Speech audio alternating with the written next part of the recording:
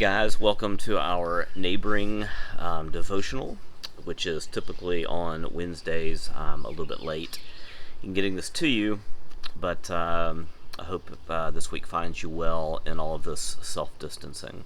The passage that we're going to look at is pretty short this morning, and it comes from Galatians chapter 5, verses 14 to 15.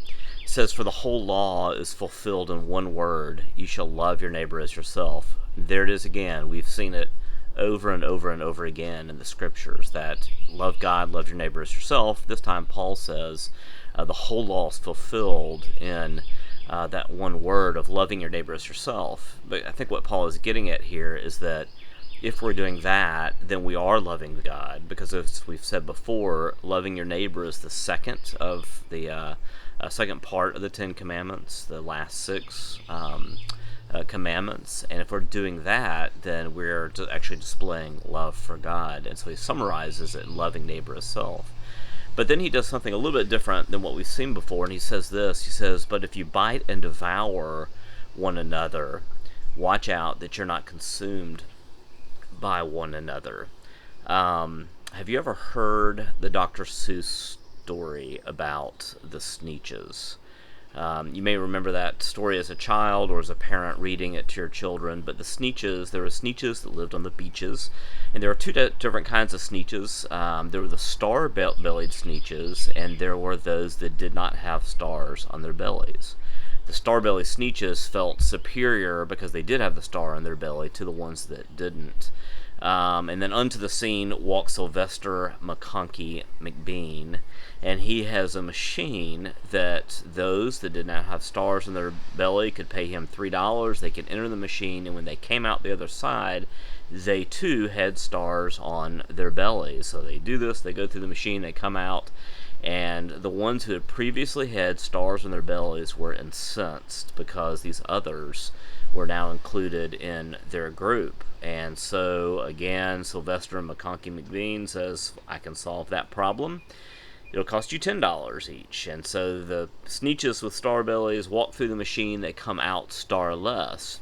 And it becomes just this confusion of Sneetches going into these machines, taking the star off, putting the star on, taking the star off, until nobody knows who is a star-bellied Sneetch and who is a starless Sneetch. And the line in the Dr. Seuss book is, "Until neither the plane nor the starbellies knew whether this one was that one, or that one was this one, or which one was what one, or what one was who," because they're all mixed up. So Sylvester McConkey McBean leaves with a bucket load of money that he's made off these Sneetches, and the Sneetches learn a lesson as they find out that neither plain belly or star-belly Sneetches are superior above the others, and they're able to get along and become friends.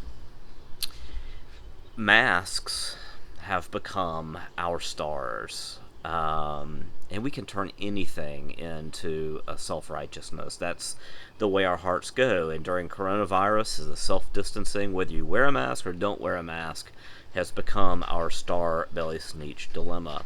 If you walk into any public place, you know what I mean. If you're not wearing a mask, you tend to look down on those wearing a mask and think, "That's ridiculous. We need to not wear masks now because we need to flatten the curve by people getting the virus at some level." If you've worn a mask into the store, you're looked down on those who aren't wearing a mask and think, "You don't care about anybody. How can you not love people? I'm loving people better than you are."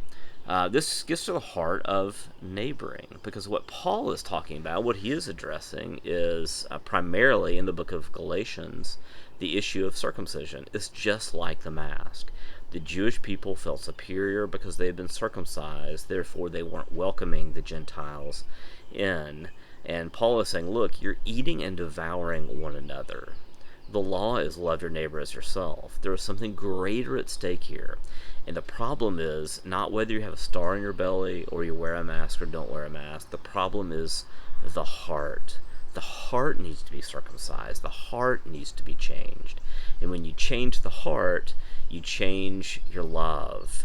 The dynamic changes completely. So loving our neighbor is actually laying down our rights and privileges for the sake of others.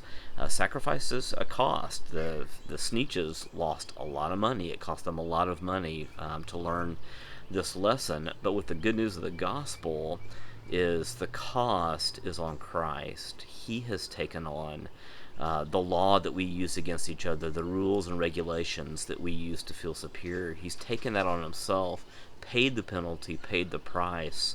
And the thing that now motivates us is seeing that great cost to him that becomes the impetus, the power for us to begin to sacrifice for others, to lay down our lives for others. The cost of unity lands upon Jesus, and yet we are called to trust that that is absolutely true and absolutely necessary for us to be able to love. As we enter into this next week where we're beginning to open up, the guidelines are becoming such that we can gather together for worship, it's going to be hard. I know that we've got some requirements of wearing masks during worship. Some of you aren't going to want to wear those masks, and some of you are definitely going to wear them because either for your own protection or for other protection. But we need to be able to lay down our lives for one another. The masks don't matter. It's the heart. But this applies to all of life. If we're going to love our neighbors as ourselves, we've got to be willing to lay down our petty differences, the things that we hold against other people, the grudges, the lawn care, the education, our political views, whatever they may be that we think is our righteousness, let that go, because it's not our righteousness anymore. Our righteousness is Christ and him alone. Then we'll be able to love our neighbor as ourselves.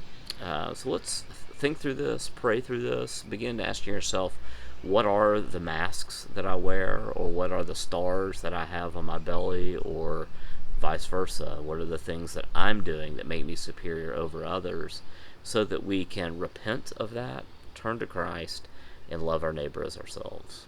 Thank you.